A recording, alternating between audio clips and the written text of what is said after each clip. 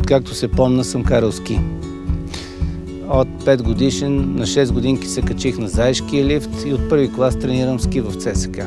Планината е част от ежедневието ми и откакто се помня, това, което са ми разказвали за дядовци, за баща ми, така, че всичко ни е свързано с планината, с историята на туризма, алпинизма и ски спорта в България. И това беше най-нормалното, естествено, да направя и да се ориентирам към нещо, което го мога, зная и искам да го правя. Витоша е планината на децата на София. Затова ние на Витоша просто сме свикнали и от години това се прави и е нормално и естествено да се обучава деца на Витоша.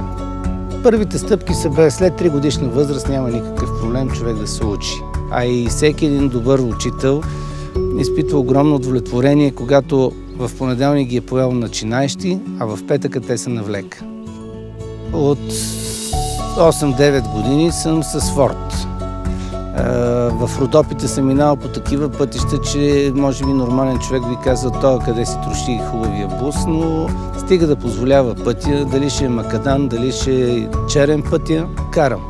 При всякакви условия.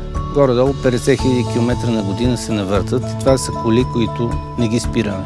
Човек или има нагласата и така призванието да го прави това нещо, или го няма. Това не се учи. Да видиш в очите да е изписано това удоволствието, това, което се случва с тях. Огромно удовлетворение. Огромно удовлетворение.